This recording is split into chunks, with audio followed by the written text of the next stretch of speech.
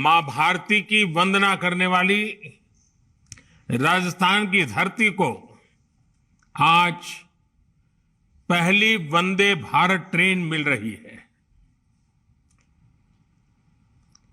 Delhi cantt Ajmer Vande Bharat express से जयपुर दिल्ली आना जाना और आसान हो जाएगा। ये ट्रेन राजस्थान की टूरिज्म इंडस्ट्री को भी बहुत मदद करेगी।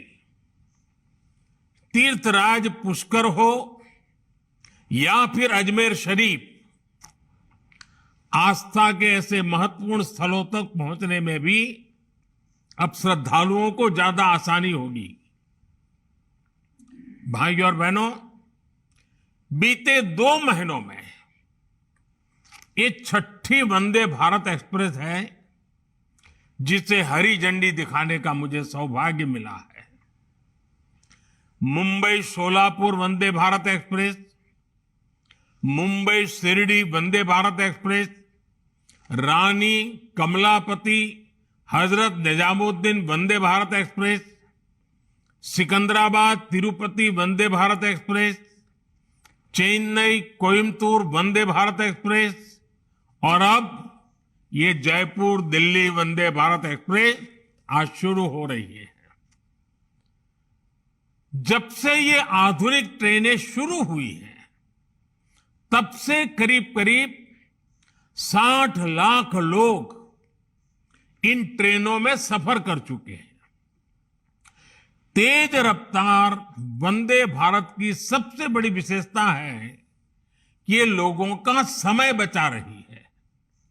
और एक स्टडी है कि एक वंदे भारत की यात्रा करने पर लोगों के कुल मिलाकर हर ट्रिप में करीब करीब 2500 घंटे बचते हैं।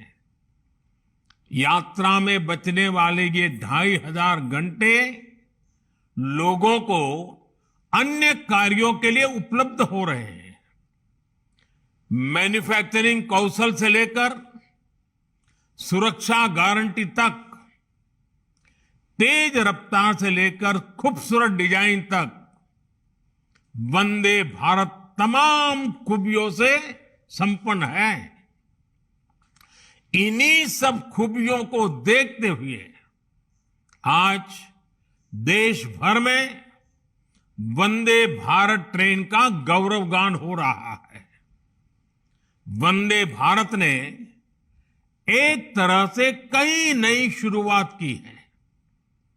वंदे भारत पहली सेमी हाई स्पीड ट्रेन है जो मेड इन इंडिया है।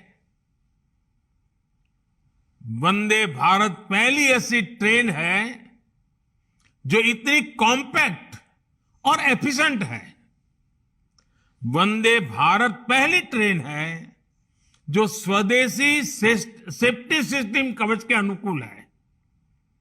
वंदे भारत भारतीय रेलवे के इतिहास की वो पहली ट्रेन है जिसने बिना अतिरिक्त इंजन के सह्याद्री घाट की ऊंचाई चढ़ाई पूरी कर दी। वंदे भारत एक्सप्रेस इंडिया की फर्स्ट, ऑलवेज फर्स्ट की भावना समृद्ध करती है। मुझे खुशी है कि वंदे भारत ट्रेन आज विकास, आधुनिकता, स्थिरता और आत्मनिर्भरता का पर्याय बन चुकी है। आज की वंदे भारत की यात्रा कल हमें विकसित भारत की यात्रा की ओर ले जाएगी। ये राजस्थान के लोगों को वंदे भारत ट्रेन के लिए मैं बहुत बहुत बधाई देता हूं।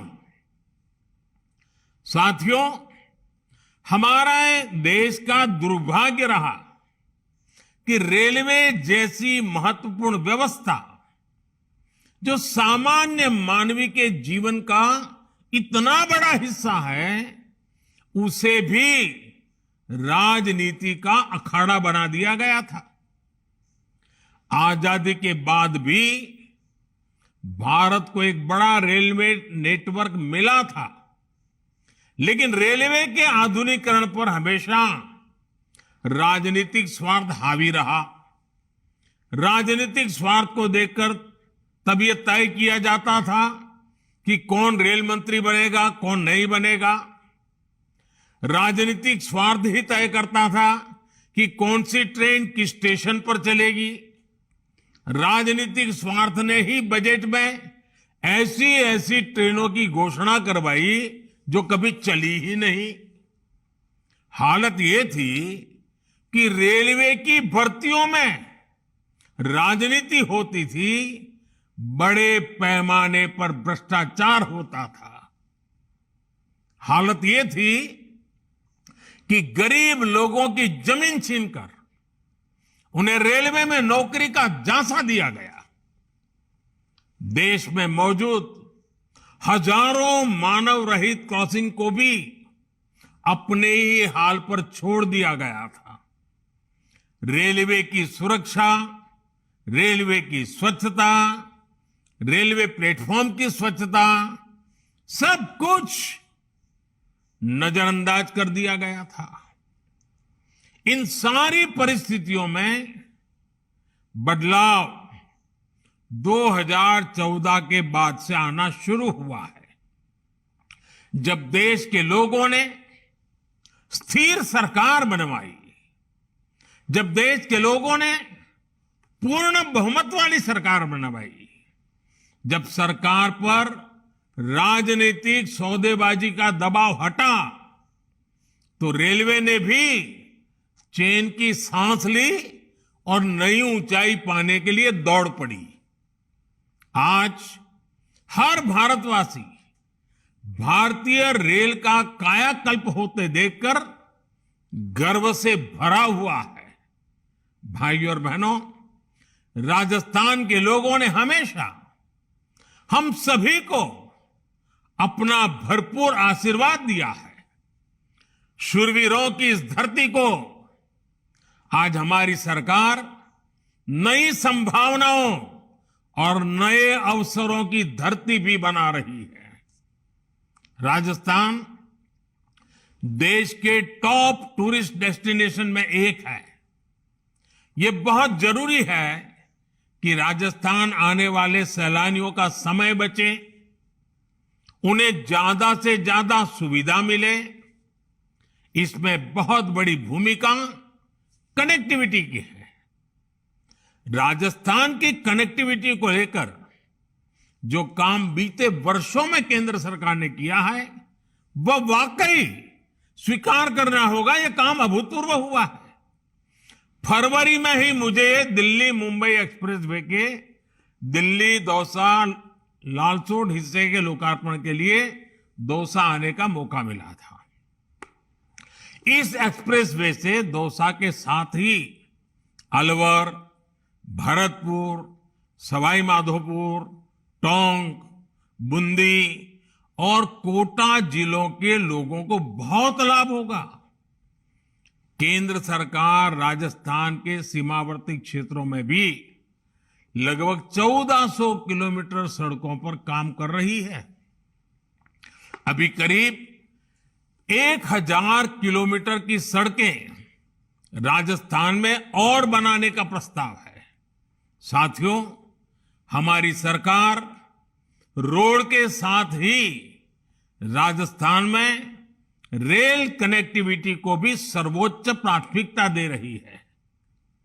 तारंगा हिल से अंबाजी होते हुए आबू रोड तक नई रेल लाइन के निर्माण पर भी काम शुरू हो चुका है। इस रेल लाइन की मांग 100 साल से भी ज्यादा पुरानी है, जो अब भाजपा सरकार ने ही पूरी की है। उदयपुर से अहमदाबाद के बीच रेल लाइन को भी ब्रॉड गेज में बदलने का काम हम पूरा कर चुके हैं।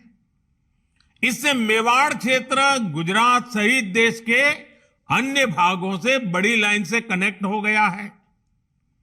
बीते 9 वर्षों में राजस्थान के करीब 75% नेटवर्क का इलेक्ट्रिफिकेशन पूरा किया जा चुका है। 2014 से पहले की तुलना में राजस्थान के रेल बजट में अभी हमारे अश्विनी जी ने विस्तार से बताया, 14 गुना से अधिक की बढ़ोतरी भी की गई है। 2014 के पहले जो मिलता था और आज जो मिलता है, 14 गुना बढ़ोतरी। 2014 से पहले राजस्थान के लिए औसत रेल बजट का जहां लगभग 700 करोड़ के आसपास था, वहीं इस वर्ष 9,500 करोड़ रुपए से अधिक है। इस दौरान रेल लाइनों को डबल करने की गति भी 2 गुने से अधिक हुई है। रेलवे में गेज परिवर्तन और दोहरीकरण के जो काम बीते वर्षों में हुए हैं, उनका बहुत बड़ा लाभ राजस्थान के जनजातीय क्षेत्रों को हुआ है।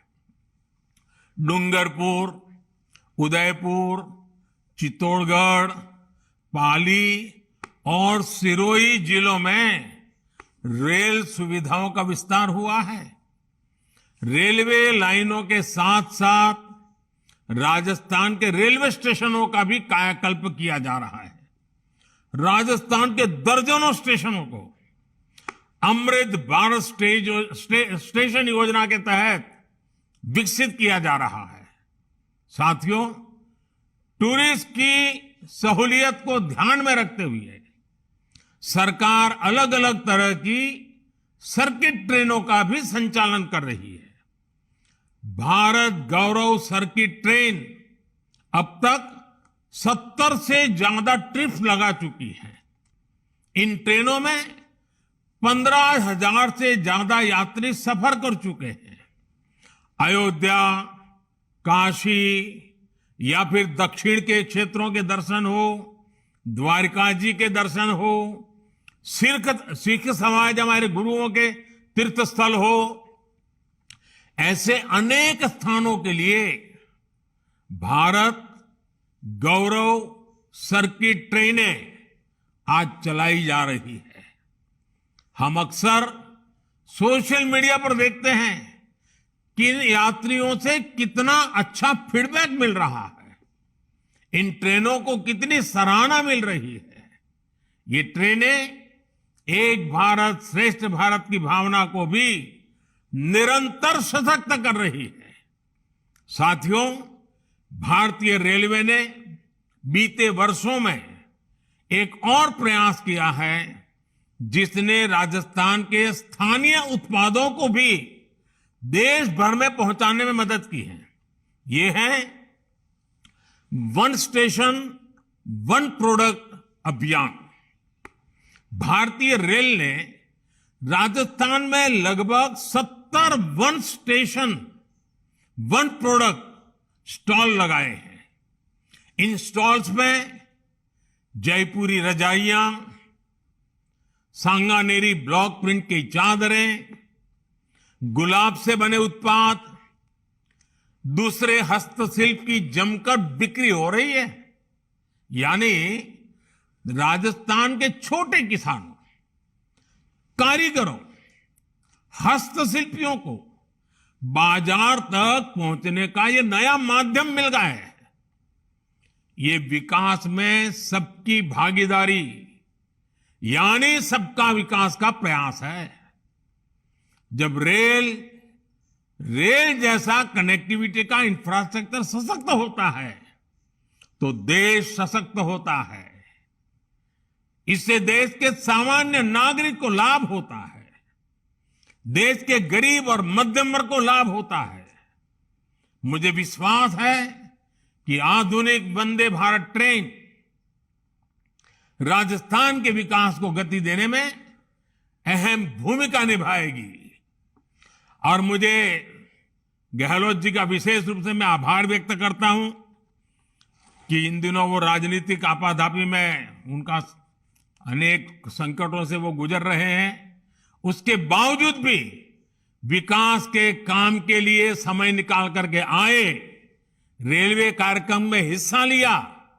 ये मैं उनका स्वागत भी करता हूं, अभिनंदन भी करता हूं।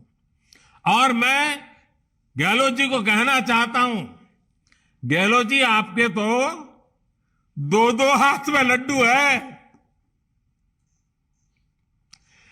आपके रेल मंत्री राजस्थान के हैं और रेलवे बोर्ड के चेयरमैन भी राजस्थान के हैं, तो आपको तो दो दो हाथ में लड्डू है। और दूसरा, जो काम आजादी के तुरंत बाद होना चाहिए था अब तक नहीं हो पाया, लेकिन आपका मुझ पर इतना भरोसा है, इतना भरोसा है कि आज वो काम भी आपने मेरे सामने रखे हैं। आपका ये विश्वास, यही मेरी मित्रता की अच्छी ताकत है। और एक मित्र के नाते आप जो भरोसा रखते हैं, इसके लिए मैं आपका बहुत आभार व्यक्त करता हूं। आप सभी को फिर से मैं बहुत बहुत बधाई देता हूं, राजस्थान को बधाई देता हूं। बहुत बहुत धन्यवाद।